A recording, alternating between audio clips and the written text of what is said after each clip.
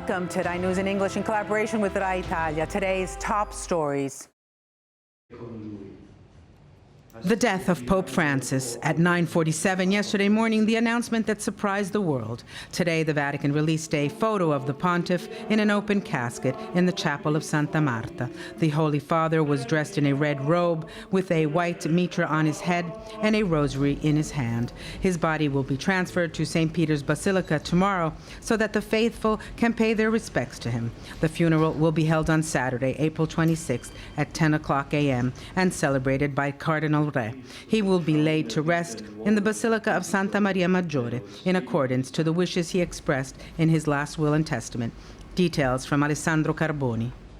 Con profondo dolore devo annunciare la morte del nostro Santo Padre Francesco. And that's how, at 9:47 a.m., Cardinal Camerlengo Kevin Farrell officially announced the death of Pope Francis, which had occurred about 2 hours earlier at 7:35 a.m. in his apartment at Casa Santa Marta, where he had returned on March 23rd after a 38-day hospitalization at the Gemelli Hospital.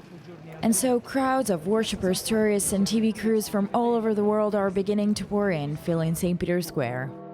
At noon, the tolling of the bells of all churches in the capital marks the morning. At Easter, the unexpected visit to St. Peter's Square amongst the worshippers until his final breath. I'm shocked because I was here yesterday at Mass and I saw the Pope and he looked just so fragile, you know. Of course, we were conscious of his age and we did say perhaps this might be his last time to appear in public.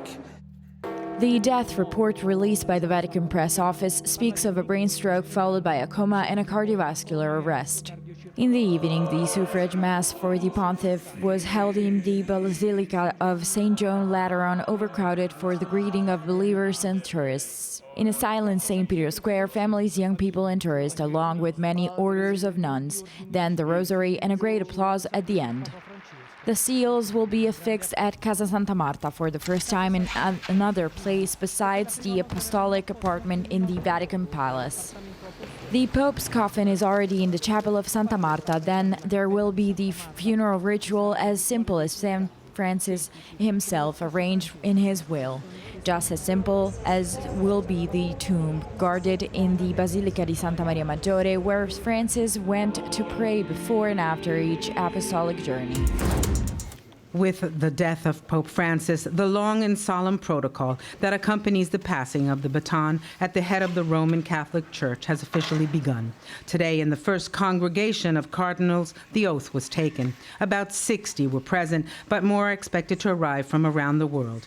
Tomorrow at 5 o'clock p.m. local time, the congregation will meet for the second time. With the passing of Bergoglio, the government of the Pope is entrusted to the congregation. His passing opens a delicate period of transition that will lead to the election of the 267th Pontiff. The opening of the conclave will begin between May 5th and 10th.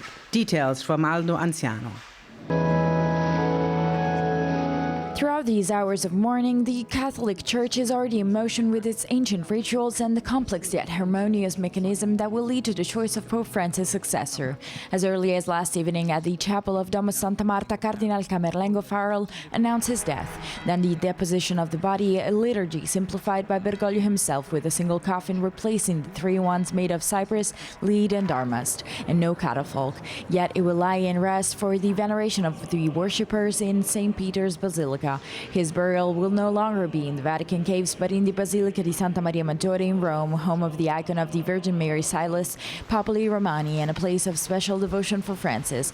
Concurrent with his death, the Vatican seat and current affairs of the Church are entrusted to the Camerlengo Farrell, assisted by 3 cardinals who are randomly drawn every 3 days. Meanwhile, the Cardinal Dean Giovanni Battista Re has the task of summoning to Rome the 135 electors who will sit in conclave and 117 cardinal non-electors. Yet he will then step aside and out of the conclave due to age limits, while inside the Sistine Chapel, Secretary of State Parolin will take his place. Meanwhile, the so-called Novendiales kick off 9 days of prayers, masses, and mornings. Finally, the solemn funeral ceremony should be held no later than next Sunday in the presence of prelates, leaders, and heads of state from all over the world. As for the Cardinal General, congregations are already beginning official meetings during which they will arrange Formal details such as date and modalities of the funeral, date of the beginning of the conclave, and the date of the destruction of the fisherman's ring and the papal seal are set. In addition, a series of formal and informal encounters during which the cardinals outline priorities and urgency of the Church. In particular, here's where the voting guidelines of the conclave take shape and the first candidates emerge. The Mass Pro Legenda Romanum Pontifice should take place at the beginning of May, followed by the closing of the doors of the Sistine Chapel, the start of the conclave, and the election of the 267th Pontiff of the Church of Rome. Convened today the Council of Ministers to be discussed the proclamation of national mourning following the death of Pope Francis, urgent provisions for the organization and the security measures for the funeral of the Holy Father, and the ceremony for the beginning of the ministry of the new Pontiff. The Council of Ministers will also entrust the head of the Civil Protection Department, Fabio Ciciliano, with the coordination of activities for the security of the arrival in Rome of the faithful and leaders from all over the world for the funeral. In his last will and testament, Pope Francis asked to be buried in the Basilica of Santa Maggiore, near the icon of the Virgin Salus Populi Romani. Yesterday, the church bells rang. It is a place particularly dear to him, where he went to pray upon returning from his many travels and after the hospitalization that kept him at the Gemelli for 38 days. On the tombstone, only his name, Franciscus, will be written. Details from Lorenzo di Las Plazas and Alessandro Stefanoni. Salus Populi Romani, icon of the Virgin Mary that tradition says was painted by the evangelist Luke. We are in the Pontifical Basilica of Santa Maria Maggiore, and this image was so worshipped by Pope Francis that he chose this very chapel as the place of his burial. At the entrance to the Basilica, the photo of Francis and the line for the signing of the register.